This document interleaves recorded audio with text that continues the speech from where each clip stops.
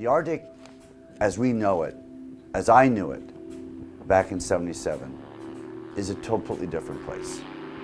It's been basically about a 10% loss of ice per decade for the last couple decades, but it really didn't hit home to us because of the variability, interannual variability, till 2007. And 2007 was the year that the ice just completely disappeared.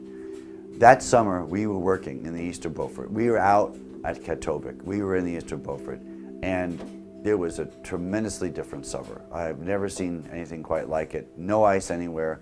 A lot of things that we're seeing in abundance that we normally don't see. Huge, enormous copepod populations, for instance. A lot of jellyfish that we don't see. I mean, the ocean was just packed with jellyfish. And jellyfish are kind of a dead-end trophic step. I mean, in the Gulf of Mexico, turtles eat jellyfish, but you know, jellyfish are not really consumed by a lot of higher trophic level organisms. I mean, I don't see polar bears running around or walrus eating jellyfish. And so that was unusual. And there was lots of them. I mean, they were dense. And that was the summer we saw tremendous erosion of the Arctic coastline. So it hit home in 2007 that, wow, we are really dealing with a different system now. You know, I mean, the Arctic assumed its permanent ice cover sometime over the last, general consensus is last 1.5 or so million years, somewhere in that area. Of course, there's been a lot of interglacial, glacial cycles over that period where the ice has waned and come back. But that's happened over tens of thousands of years. This cycle here, in which we've lost ice over a period of no more than a couple decades, is unprecedented. So it's the rate of change that makes us a little bit nervous, a little apprehensive about what's in store for the Arctic food web and for a lot of the highest trophic level creatures we see there.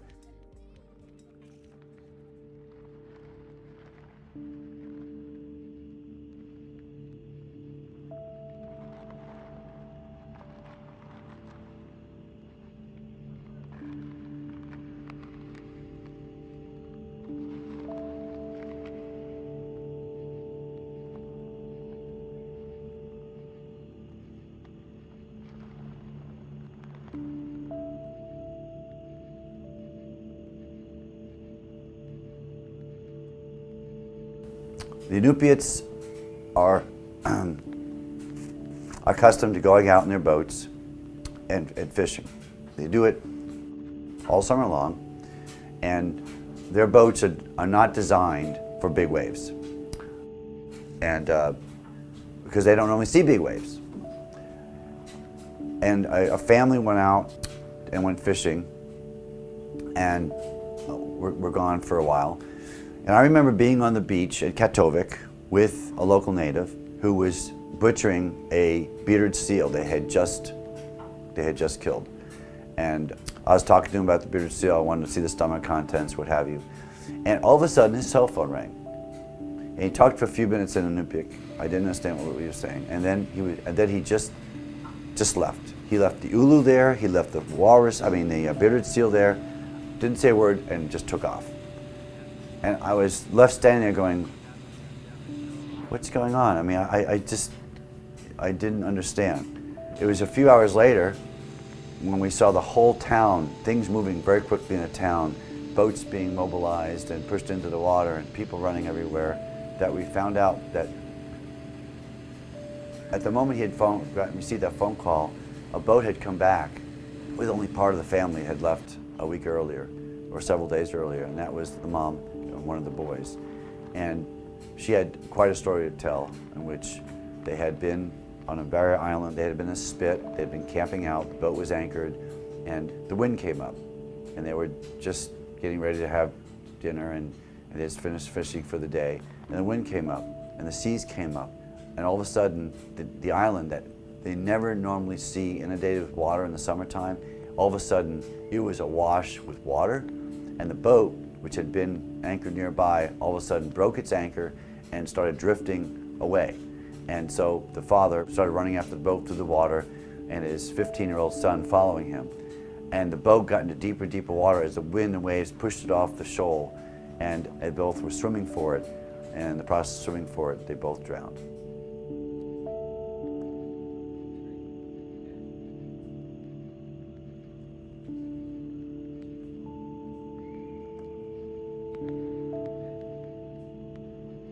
that was a very poignant example of how bad things have changed. They weren't accustomed to situations like that. They weren't accustomed to waves of that size ever, you know, and having to deal with the Arctic, the new Arctic. The new Arctic is not a place for small boats and to be camped out on a low elevational barrier island anymore. It could be washed over easily in the summers now, when in the past that never would happen. And that's what I mean about adaptation. Humans have to adapt as well as the animals.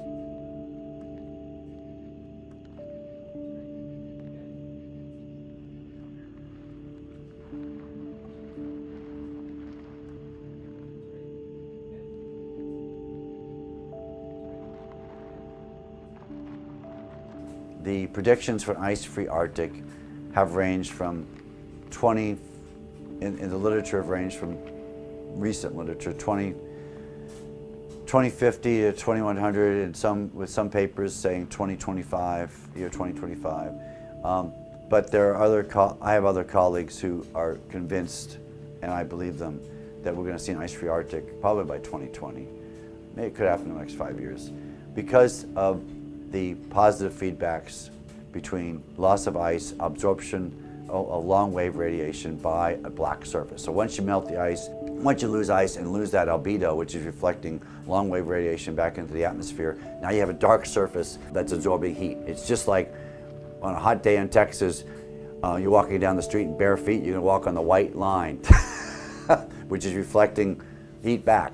And the pavement, the black pavement, is very, very hot. And that's because it's a dark surface absorbing heat. The same parallel in the Arctic, with a black ocean, an optically black ocean, and an optically white reflective ice surface. Same deal.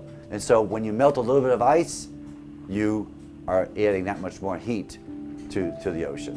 And so the positive feedback loop is accelerating ice loss. As a consequence, we're seeing the models, projections just didn't seem to have not captured this very rapid positive feedback, and so we're seeing things changing a lot faster than we thought. I try not to get too depressed about it. You can think about it as depressing, but at the same time, there's a lot of opportunities there to understand these systems. Sure, you see some unfortunate things. You see baby walrus drowning because they have no ice, their moms are gone, and that's sad. You hear accounts about polar bears that swim enormous numbers of miles and eventually drown, or if they do reach the coast, they're so emaciated they can't survive. Those are sad stories, but we're an optimistic society, and scientists also tend to want to look at the bright side just like anybody else, and we're hoping to see adaptations to this changing system so that organisms and humans can adapt